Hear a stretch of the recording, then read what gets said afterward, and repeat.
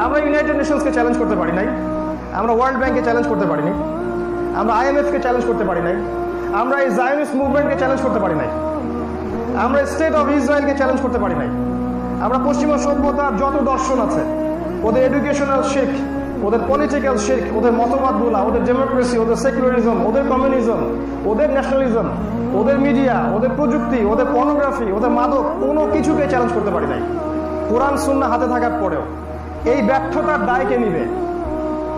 এই ব্যর্থতার দায়টা নিবে তাকে। এখন এই জায়গায় যদি কিছু মানুষ উঠে আসেন যাদেরকে আল্লাহ পাক কোরআন সুন্নাহর জ্ঞান দিয়েছেন, পাশাপাশি এই বৈষয়িক জ্ঞানগুলো দিয়েছেন, আলহামদুলিল্লাহ, এই দুটো জ্ঞানকে কাজে লাগিয়ে যারা এগুলোকে চ্যালেঞ্জ করতে পারে, এদেরকে এখন সবচেয়ে বেশি সমাজে প্রতিবন্ধকতার শিকার হতে হচ্ছে।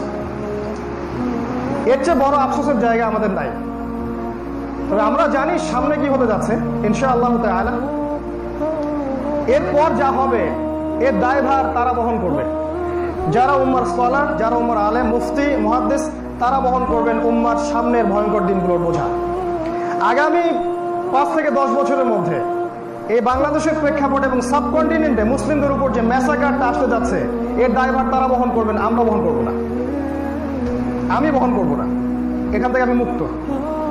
আল্লাহ পাক যতটুকু সময় সুযোগ জ্ঞান দিয়েছেন বলে গেছে।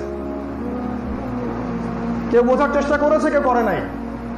যারা করে নাই তাদেরকে নিয়ে আমার মোটেও মাথা ব্যথা নাই। আমরা জানি যে মালহামার সামনে, আমরা জানি নিউক্লিয়ার যুদ্ধ সামনে আসতে যাচ্ছে, আমরা জানি এদেশের মুসলিমদের উপর একটা স্ট্রিম রোলার চলবে নির্যাতনের সামনেই, অচির অপেক্ষা করতে থাকে। আমরা জানি গাজওয়াতুল হিন্দ সামনে, আমরা জানি সামনে পেপার মানি উঠে যাবে, ইলেকট্রনিক মানি সামনে আসবে, আপনার ব্যাংক অ্যাকাউন্ট পড়ে যাবে, আপনার ইকোনমিক স্যাংশন আসবে, পলিটিক্যালি আপনাদেরকে ডমিনেটেড করা হবে। এবং যারা এখন তাদের হয়ে কাজ করছেন তাদেরকে তারাই তাদেরকে ধ্বংস করবে। এখন যারা বিদেশি প্রভুর তাবেদারি করছেন, বিদেশি প্রভুরাই তাদেরকে মাটির তলে পিষে মিটিয়ে ফেলবে। এটা তাদের পরিণতি লিখা হয়ে গেছে, কদিয়াল আমর, তাকদির লিখা হয়ে গেছে। ও যে পাকিস্তানের ফর্মার প্রেসিডেন্ট পারভেজ মোশাররফ থেকে শিক্ষা নিতে হবে, কোলে তুলে পশ্চিমা নেটওয়ার্কে ফেলে দিয়েছে। ওদের চরিত্র এটা, ওরা মুসলিমদেরকে কোলে তুলে নিবে যাতে একটা মুসলিমদেরকে দিয়ে আরেকটা মুসলিমকে শেষ করা যায়। ওদের স্বার্থ যখন উদ্ধার হয়ে যাবে তখন এই মুসলিমকে তারা আবার মাটিতে জাহান্নামে ফেলে দিবে। এটাই তারা করবে। অতএব কেউই বিপদ মুক্ত নয়, না আম জনতা, না আলেম ওলামা, না আমাদের এমপি মন্ত্রী, না আমাদের এই সরকার, কেউই আশঙ্কা মুক্ত নয়। সবার উপরে বিপদ চেপে আসে।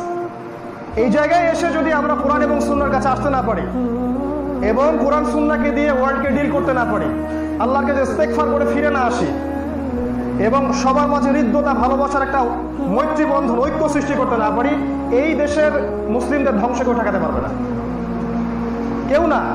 আমরা পার পেয়ে যাব না। যারা ভাবছেন 5 ওয়াক্ত নামাজ পড়ছেন তারাও পার পেয়ে যাবেন না।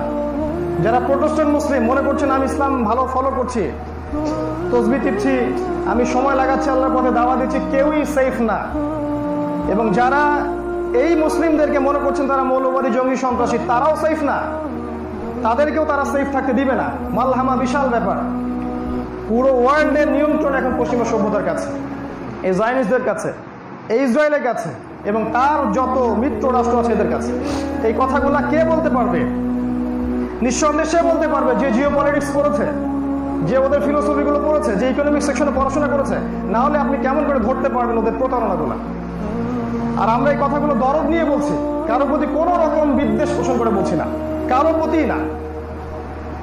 আমাদের উপরে যারা আছেন, আমাদের আলেম ওলামা যারা আছেন এবং আম জনতা যারা আছেন, সবাই আমার ভাই, সবার কল্যাণ খায়ের স্বার্থে কথাটা বলছি যে এই মহা বিপদ আমাদের উপর চেপে আসতেছে সামনে। এটা বোঝার জন্য আপনার এক্সটার্নাল জ্ঞান দরকার। আমি সাবজেক্টগুলোর কথা বারবার বলি, কোরআন, সুন্নাহ, history, world history, economics, philosophy, geopolitics এবং পলিটিক্যাল সায়েন্স, এগুলো আপনাকে জানতে হবে এবং ইন্টারনালি আপনাকে ভিতর থেকে নূর ও প্রজ্ঞা অর্জন করতে হবে। এটা আল্লাহর পক্ষ থেকে আসবে, এটা বাজারে কিনতে পাওয়া যাবে না। যখন মনে হিংসা থাকবে না, বিদ্বেষ থাকবে না, মনটা পবিত্র থাকবে, ফ্রেশ, তখন আল্লাহর পক্ষ থেকে নূর আসবে। দেন আপনি দেখবেন ওয়ার্ল্ডটা আগের ওয়ার্ল্ডের মতো নয়, এটা একটা ডিফারেন্ট ওয়ার্ল্ডে আপনি বাস করছেন। এই ওয়ার্ল্ডের রুলিং স্টেট হবে ইসরায়েল সামনেই, এবং সেখান থেকেই বের হবে মাসিহুদ দাজ্জাল, যে সারা বিশ্বকে শাসন করবে। যার হত্যা লেখা আছে ঈসা আলাইহিস সালামের হাতে। ঈসা আলাইহিস সালাম ছাড়া কেউ তাকে হত্যা করতে পারবে না। এখন এই পশ্চিমা সভ্যতা ন্যাটো জায়নিস্ট এরা কি বিশ্বাস করে ঈসা আলাইহিস সালাম আবারও আসবেন পৃথিবীতে? প্রশ্ন করেন। এই সেকুলার সিস্টেমগুলোকে বিশ্বাস করে ঈসা ইবনে মারইয়াম আবারও পৃথিবীতে আসবেন? মুহাম্মদ সাল্লাল্লাহু আলাইহি ওয়াসাল্লাম তার পবিত্র জবানে বলে গেছেন তিনি আসছেন।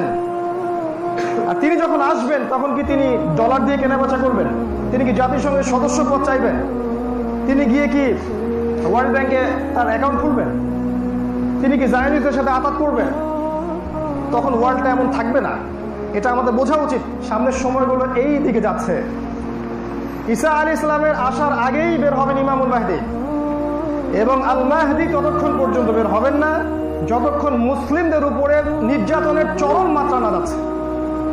একটা স্টেট বা একটা কান্ট্রি বাকি থাকবে না, একটা শহর নগর বন্দর না যেখানে মুসলিমদের উপরে নির্যাতনের স্টিম রোল না চলছে। তার আগ পর্যন্ত তিনি বের হবেন না। অতএব বুয়েট থেকে মাহাদি খোঁজার দরকার নাই। আর মাহাদি বাংলাদেশ থেকে আসবেন না, তিনি আরবি ভাষায় কথা বলবেন। মাহদি ততক্ষণ আসবেন না যতক্ষণ পর্যন্ত না মালহামা শুরু হচ্ছে। মালহামা মানে মহাযুদ্ধ, এমন একটা যুদ্ধ যেটা ওয়ার্ল্ড কখনো কল্পনা করে নাই। Out of every 199 people will be killed. 100 জনের মধ্যে 99টা সৈন্য সেই যুদ্ধে মারা যাবে। এটা কোনো কনভেনশনাল যুদ্ধ হবে না, AK-47 এর যুদ্ধ হবে না, এটা হবে নিউক্লিয়ার এবং থার্মোনিউক্লিয়ার যুদ্ধ। এটা আমাদের বুঝ।